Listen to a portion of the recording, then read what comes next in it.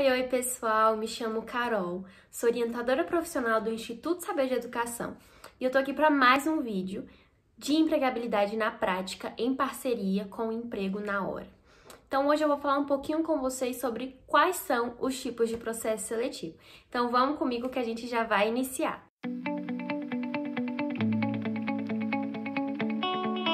Eu quis trazer esse tema para vocês dos tipos de processo seletivo porque muita gente estar acostumada com o padrão, né? De você chegar numa empresa e ter ali uma entrevista 1 a 1, né? Que é o termo que a gente utiliza, que é você e o entrevistador. Mas nem todas as empresas fazem o processo seletivo dessa forma. Existem, às vezes, várias etapas que você tem que passar no decorrer do processo seletivo para que você consiga, de fato, chegar ao final e ser selecionado. Então, hoje eu vou falar um pouco sobre alguns tipos de processo seletivo, alguns tipos de entrevista, para que vocês já entendam como que pode funcionar e entender que você tem que estar preparado para qualquer tipo, tá? A empresa ela não tem necessariamente uma obrigação de te avisar como que vai ser o processo de entrevista. Se ela agendou para que você venha, você tem que estar preparado para tudo. Então, vamos lá. Uma prática que é muito comum é a aplicação de prova. Como que seria essa prova? Pode ser tanto uma prova de conhecimentos gerais, uma prova de conhecimentos de informática, de inglês, ou até mesmo de conhecimentos específicos. Como assim conhecimentos específicos? Vou dar um exemplo. Você está se candidatando para uma vaga de departamento pessoal, assistente de departamento pessoal. Pode ser que eles te apliquem uma prova com perguntas sobre a área específica de departamento pessoal.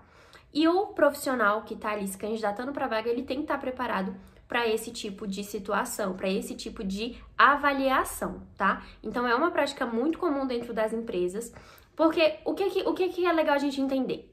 A partir do momento em que a empresa tem um processo seletivo mais detalhado, com mais etapas, quem chega no final tem um perfil muito mais parecido com o que eles precisam para a empresa. Então, acaba que, apesar de ser um processo mais demorado, é um processo mais assertivo, porque as pessoas que ficarem até o final, vai ser um pouco mais fácil dele selecionar, porque ele já entendeu todo o processo que aquela pessoa passou no decorrer daquela seleção.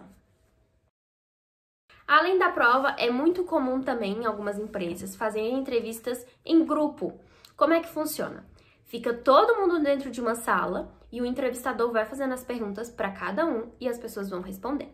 A dica maioral aqui para esse tipo de entrevista é autoconhecimento. Foi o que eu falei até no vídeo anterior sobre hard skills e soft skills. Se você tem um alto nível de autoconhecimento, você não vai ter respostas iguais a dos outros candidatos, porque você é uma pessoa única. Então, você vai ter as suas respostas para o seu perfil, tá? Então, fazer um preparo de entrevista de emprego não é simplesmente, a empresa me ligou aqui hoje, vou ler algumas perguntas, vou pesquisar um pouquinho sobre a empresa e pronto, amanhã eu vou lá e vou arrasar. Não é assim que funciona. É todo um processo que você tem que fazer de autoconhecimento, de entender realmente quais são suas qualidades, seus defeitos, suas limitações, o que você precisa melhorar, como que você pode ser uma pessoa que vai acrescentar naquela empresa. Um outro tipo de processo que é muito parecido com a entrevista em grupo, mas é a dinâmica em grupo, né? É um pouco diferente porque vai ser realmente uma dinâmica, alguma atividade que as pessoas vão ter que fazer em grupo.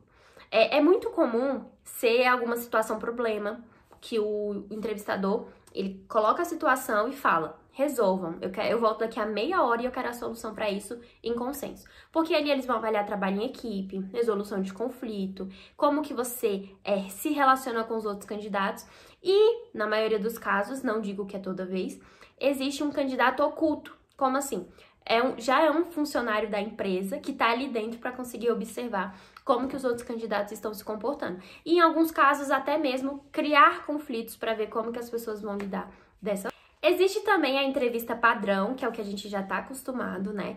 Que é você e o recrutador ali, ou quando não é só você e o recrutador, mas o profissional de recursos humanos e o gestor da área, né? Também é muito comum ter essa entrevista, o candidato e mais 2 pessoas, que é aquelas perguntas, aquele conhecimento, né? Que vai tendo, que é algo que todo mundo já está mais acostumado e mais familiarizado. Formulários também fazem parte do processo seletivo. Em algumas empresas, quando você se candidata, Antes de você ter o contato ali direto com a empresa, eles te mandam um formulário com uma série de perguntas para você responder, como se fosse ali uma entrevista mesmo, tá?